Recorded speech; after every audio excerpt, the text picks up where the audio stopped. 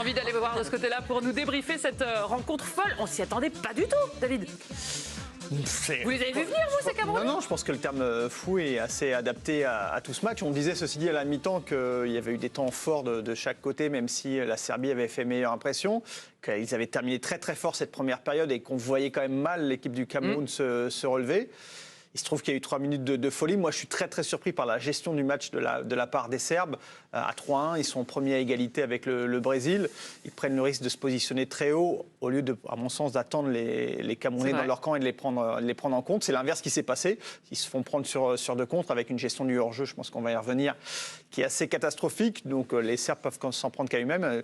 Ils ont eu sur la fin aussi deux balles de break qu'ils n'ont pas su convertir. Donc ouais, match complètement fou et qui, je trouve, c'est assez dur du coup de donner une lecture notamment de l'équipe de Serbie qui a montré des choses très intéressantes pendant ce match. Mais qui a un peu paniqué sur la fin. Et qui en même temps a une gestion, je trouve, de la partie tactique, enfin vraiment de leur stratégie d'approche du match qui a été assez surprenante. Et puis ce Mitrovic qui multiplie les occasions. Alors il a mis son but finalement en début de deuxième mi-temps, mais il y a des choses qu'il ne peut pas rater, non? Ça vous a pas rendu folle, Gaëtan, de voir ce qu'il a loupé? Non, ça m'a pas rendu folle. Il en faut plus pour la rendre folle. Ouais. Non, mais c'était un match assez incroyable parce que les Serbes avaient vraiment la main mise sur le match. Ils ont marqué un but extraordinaire collectif, ce troisième but. Donc voilà, tout était OK jusqu'à ces actions où il y a l'arrière quand même qui s'est un peu raté sur le hors-jeu, sur l'alignement de la ligne défensive. Et je pense que derrière, ils ont été pris dans une folie et les Camerounais dans une autre et la balance, elle s'est déséquilibrée. Il y a vraiment une Serbie à deux visages. C'est pour ça qu'on aime le foot, en fait. Ouais, c'est vrai. Ah oui, on aime les émotions. Benoît Cosset, tout à l'heure, je l'ai entendu dire pendant la grande soirée, disait c'est le match du mondial. Il y va un peu fort ou vous le rejoignez? Un petit peu fort, Olivier. Oui, complètement fort. Je trouve qu'en fait, vous attend à la sortie, les 6 buts ne doivent pas quand même masquer la faiblesse de ce match. J'ai vu beaucoup d'erreurs techniques, tactiques. En fait, le nul n'a rangé absolument personne, donc tout le monde s'est mis à attaquer. Ouais, encore. Et du coup, ça a attaqué dans tous les sens, ça a déséquilibré absolument tout. Alors, il faut quand même souligner que la rentrée d'Aboubacar a changé ce match. Il vient mettre 2 buts et il vient assumer les propos qu'il avait dit avant la Coupe du Monde en disant que, en partie que Salah n'avait rien à lui envier et que le Cameroun était aussi fort que le Brésil. Bon, il s'est peut-être un peu enflammé après ce qu'on a vu. Mais c'est quand même 2 équipes, je trouve, décevantes. Et la Serbie, surtout, qui peut s'en prendre qu'à elle-même, qui est incapable de convertir ses temps forts. Donc, match nul logique, mais très faible quand même. L'entrée en jeu d'Aboubacar, c'est l'homme du match. Il change tout à la physionomie de cette rencontre. Un but, une passe décisive. Ouais, il change tout. De toute façon, il risquait. Moi, je disais à la mi-temps justement qu'on allait voir le premier quart d'heure. Alors, ils prennent encore un coup sur la tête. Ça s'est pas vu dans le premier quart d'heure, la réaction. Non, mais justement, c'est ça. Mais je pense que le troisième but que met la Serbie, enfin, c'est un but fantastique au niveau collectif. Et je ne sais pas si c'est la façon, cette facilité à marquer ce troisième but les a mis un peu dans le confort, parce que moi, j'ai trouvé que sur les buts du Cameroun, il y a vachement de suffisance. Notamment par rapport à l'alignement défensif, mais j'ai envie de retenir quand même l'état d'esprit camerounais qui n'a pas lâché et qui a même appuyé sur l'accélérateur en deuxième mi-temps. La Serbie s'est complètement liquéfiée, mais ouais, chacun a eu un peu sa mi-temps. Enfin, en 40, même pas en 35 minutes, les Camerounais ont réussi à revenir dans le jeu et c'est quand même à saluer. J'en profite pour vous montrer les chiffres du match, puisque les Serbes ont eu la possession, 60% contre 40% pour le Cameroun. Ils ont plus tiré, 15 fois, mais c'est le Cameroun qui a le plus cadré. Sur 13 tirs, ils ont cadré 8 fois. Et puis Mitrovic en a mis un paquet à côté. Oui, je vous dis, c'était pas sa journée. Et puis il faut être gonflé quand même pour la louche là, quand on est éliminé, parce qu'à ce moment-là, le Cameroun est éliminé, mené 3-1. Aboubacar, il le sent bien. Aboubacar, avec les déclarations qu'a dit Olivier, il n'a pas l'air de douter de lui. Non, franchement. c'est bien.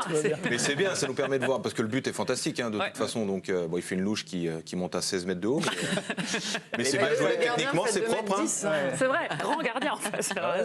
Bon, alors le problème, maintenant qu'on a non pas une défaite et un nul, c'est bien, on reste en vie côté camerounais. Mais le prochain match qui arrive, ça ne va pas être très facile puisque ce sera le Brésil. Alors qu'est-ce qu'on fait? Bon, c'est bien pour la confiance, Rigobert Song, mais on fait ce qu'on peut. Voilà, ça sent pas très bon quand même. Non, mais déjà, ils peuvent surfer sur le fait s'il y a bien quelque chose à retenir pour eux de ce match, plus que ce qu'ils ont montré dans le jeu, c'est leur état d'esprit. Parce que c'est vrai que dans le jeu, on ne peut pas dire qu'ils n'ont pas du tout dominé, que ce soit en termes de possession ou en termes de style de jeu, cette équipe de Serbie. Donc je pense qu'ils peuvent plus s'appuyer sur la réaction qu'ils ont eue pour essayer d'aller bousculer cette équipe du Brésil. On verra quel est l'enjeu exactement aussi de la rencontre pour le Brésil. Ils sont peut-être en mode un petit peu touriste aussi s'ils arrivent déjà à qualifier. Mais voilà, pour moi, le Cameroun, il va falloir qu'ils s'appuient là-dessus, sur le fait qu'ils sont revenus de nulle part. Parce qu'à un moment, ils étaient éliminés donc, avec 0 point. Donc ça va être en tout cas un levier pour l'entraîneur. Ouais. Alors, ils iront affronter le Brésil, oui, mais avec quel gardien? On a peut-être des infos là-dessus, Virginie. Oui, parce que juste avant le match, André Onana, donc on l'a appris, a été écarté du groupe pour raison disciplinaire. On en sait un petit peu plus. Il s'agirait plutôt d'un désaccord sportif avec le sélectionneur Rigobert Song. Il n'aurait pas apprécié les risques que le joueur a pris à la fois dans son positionnement et dans son jeu au pied sur le premier match contre la Suisse. Le gardien, de son côté, a estimé qu'il était préférable d'arrêter l'aventure pour lui, pour ne pas créer plus de tumulte en interne. Donc, il aurait décidé de quitter la sélection. Ah oui, Et c'est que ça va loin en fait, c'est pas juste pour le match. Quoi. Et puis là, vu le résultat, il ne peut pas revenir en arrière. Enfin là, il passe pour un... Là, ça va être compliqué pour lui. Là. Mais il y a sûrement des choses bien plus graves et on n'est pas au courant de tout, ça c'est sûr. Pour quitter une équipe, il faut quand même que ce soit très costaud. Quoi. On a rarement vu ça dans un mondial, non? Non, on avait vu ça, il y avait Grégory Coupé qui avait quitté un rassemblement juste avant une Coupe du Monde, mais en pleine Coupe du Monde. Mais après, on en a vu d'autres aussi, il pourrait très bien revenir, présenter ses excuses au groupe et à l'entraîneur. Il aurait l'air de quoi maintenant? En tout cas, il aurait l'air d'un numéro 2. Voilà. Oui. Donc de toute façon, il ne jouera plus de la compétition, ça c'est sûr. Mais après, pour un désaccord par rapport à son jeu au pied ou son positionnement, honnêtement, si le sélectionneur te dit de faire ça, tu fais, c'est tout. Il n'y a pas forcément à discuter, mais bon. Il y a une hiérarchie. Après, ça part de là, ça a créé des tensions. On ne connaît pas l'histoire dans son entièreté. Quoi. Ce qu'on sait, c'est que ça part de là. Jouer une Coupe du Monde dans une carrière, c'est pas non plus. Puis on n'en veut pas tous les jours, et Passy, qui est le deuxième gardien qui était titulaire aujourd'hui, mais quand on a Onana dans son équipe, c'est quand même dommage de s'en passer. Bon, on essaiera d'avoir plus d'infos sur ce match. Voilà, 3 partout en tout cas. Ça a commencé sur des chapeaux de roue cette journée avec ce match nul incroyable. En attendant le deuxième match de ce groupe entre le Brésil et la